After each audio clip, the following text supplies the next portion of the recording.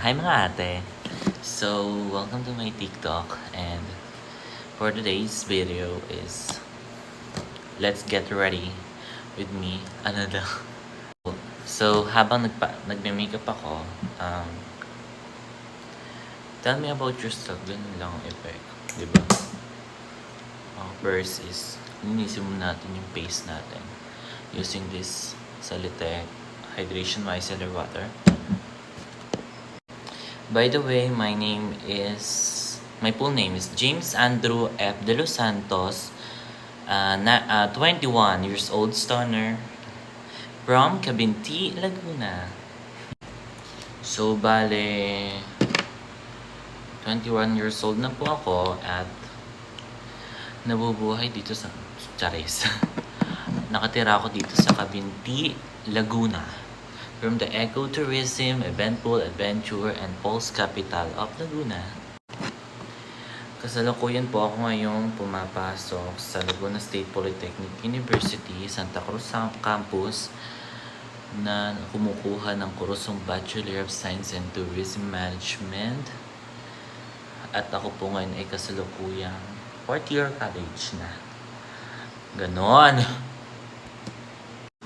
At alam niyo po ba, bukod sa pag-aaral ngayon ay meron din po ako part-time job na makeup artistry and pageant handler and stylist and many more. So, let's put some concealer na para matakpan ang mga marka ng pigati. Keme, walang ganon. Alam niyo ba na, syempre hindi niyo alam, alam niyo ba na nung grade 10 ako, dun ako unang natuto mag-makeup. Simula bata ako, hindi ako marunong mag-makeup, wala akong hilig sa makeup, wala, kahit alam niyo na bading ako, hindi ako nagka-interest sa makeup.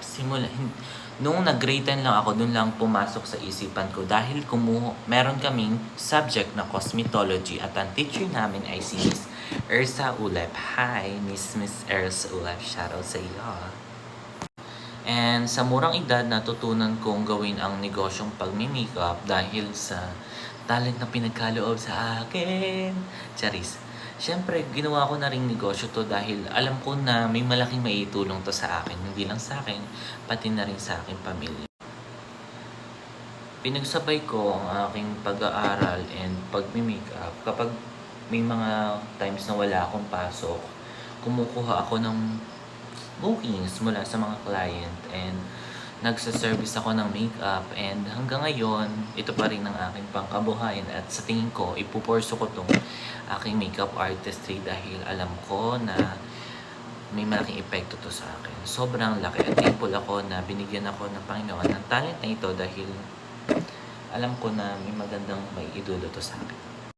Kung hindi nyo natatanong, ano nyo itatanong? Kung hindi nyo natatanong, isa rin po akong dancer and athlete. Naglalaro rin po ako ng I'm a volleyball player, dancer, and campus journalist, ganun. Pero, hindi ko na masyadong pinursu yun kasi ang dami na masyado, ate. Alam mo yun, ate? Dancer po ako ng street dancer ng Cabinti. Simula 2018, lagi po akong sumasali ng street dance dito sa aming bayan na nagko-compete po kami sa Anilag, buong Laguna po yun. And lumaban na rin po kami national, Ali One Festival, lumaban po kami, kalaban po namin mga street dancers group mula sa iba't ibang bayan dito sa Pilipinas and lugar. And bata pa lang ako, 2015, ay isa na po akong youth volunteer. Isa po akong naging member po ako ng Intera Club of Cabinti and naging president din ako nila.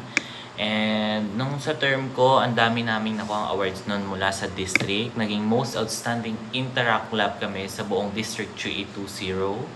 And nagkaroon din po kami ng sobrang daming projects na nagkamit din po ng madaming awards. And hanggang ngayon po ay isa po akong youth volunteer at member po ako ng Rotary Club of Cabinti. Diba?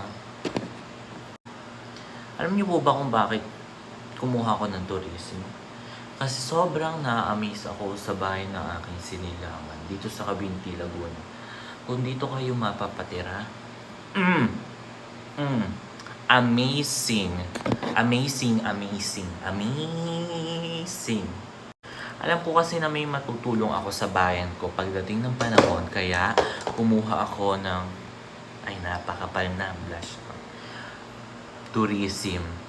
I know that I can help to the community.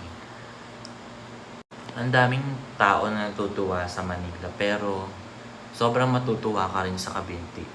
Hindi pwedeng hindi mo siya babalik-balikan. Promise. Dati, naglalaro ako ng volleyball.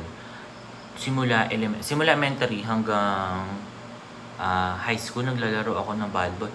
Lumalaban pa kami dati sa district meet, unit meet. Pero nung tumagal, nawala yung interest ko sa larong volleyball kasi nakakapagod siya. Tapos, ang daming nasasagasaan na oras. Tapos, ganun pala pag tumatanda ka na, no?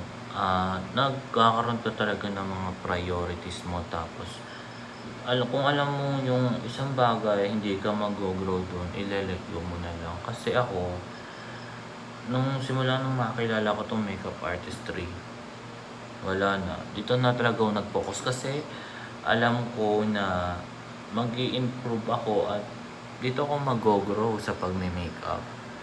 Kaya kailangan ko mag-let go sa mga ibang bagay kasi dahil sa pangarap na din. Ngayon, ang pangarap ko ay makapagtapos ng pag-aaral and maging isang celebrity makeup artist. Gusto ko maging endorser, gusto ko yung maging, alam mo yun, influencer ng makeup industry. Kaya, sino sa inyo mahilig kumain?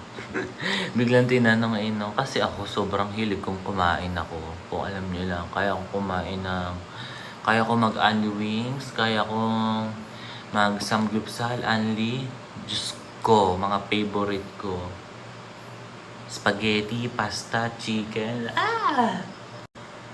Ako, simula bata pa lang ako, gusto ko na talagang yumaman. Kaso hindi naman tayo binayaan ng Panginoon na magiging mayaman.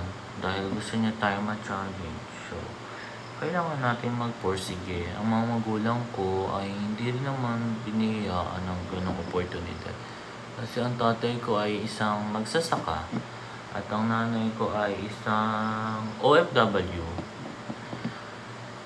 And naniniwala ako na lahat ng ginagawa natin dito sa mundo ay may purpose. Kung nagkamali man lang tayo, may natututunan tayo. Diba? Ganun lang naman yun eh.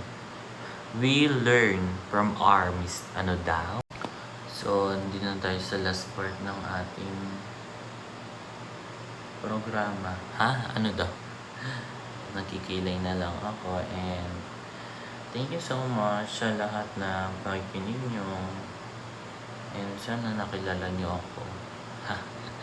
Nakilala nyo na agad. Ako masayahin akong tao. Ako gusto kasing laging tumatawa. Gusto ko palagi akong nakakapanood ng nasasayang bagay. Pero hindi ako masyadong palalabas na ngayon na ewan ko, hindi na ako masyadong lumalabas and ewan ko rin ba kung bakit. Gusto ko minsan palagi na lang din ako mag-isa. Baka ganun talaga, sign of na. Ano sign of yun? Ewan ko ba? Pero masaya naman ako.